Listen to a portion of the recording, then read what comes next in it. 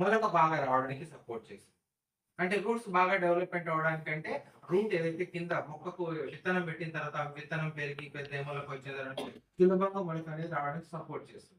దాంతో పాటుగా కింద మొక్క యొక్క లోపలి భాగంలో కింది భాగంలో తల్లి వేరు అని అంటారు. ఆ తల్లి వేరు ఏదైతే అది డీప్‌గా డెప్త్‌గా లోపలికి వెళ్ళడానికి సపోర్ట్ చేస్తుంది హ్యూమిక్ పవర్. దాంతో పాటు పీచు వేరు ఎక్కువ రావడానికి, ఆ పీచు వేరును మట్టిని అతికించుకోవడానికి, మనం పెట్టినటువంటి ఫర్టిలైజర్ ఏదైతే ఉందో డీఏపీ పెడుతున్నాం, చెక్క పెడుతున్నాం, మైక్రో న్యూట్రియన్స్ యాడ్ చేస్తున్నాం కదా! ఇవన్నీ ఏవైతే ఉన్నాయో ఇవన్నీ భూమిలో ఉంటాయి. కానీ రూట్‌కి అందించడానికి సపోర్ట్ చేస్తుంది భూమి.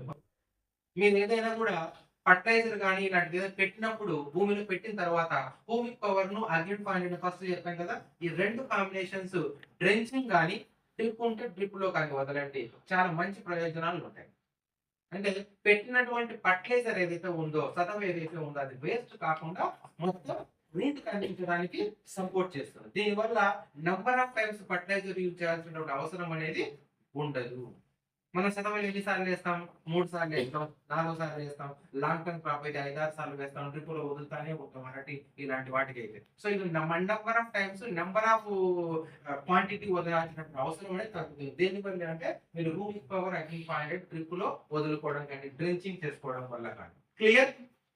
సో జర్మినేషన్ కోసమే కాకుండా పైన ప్లాంట్ గ్రోతింగ్ స్టేజ్‌లో అంటే మొలకొచ్చినటువంటి ఒక 15 డేస్, 20 డేస్ టైంలో మీరు హ్యూమిక్ పవర్‌ని స్ప్రే చేసినట్లయితే అప్పుడప్పుడు గ్రోత్ అవుతూ, అప్పుడప్పుడు బయటకొచ్చినటువంటి మొక్కకు కిరణజన్య క్రియ బాగా జరగడం అనేది ముఖ్యమైనది.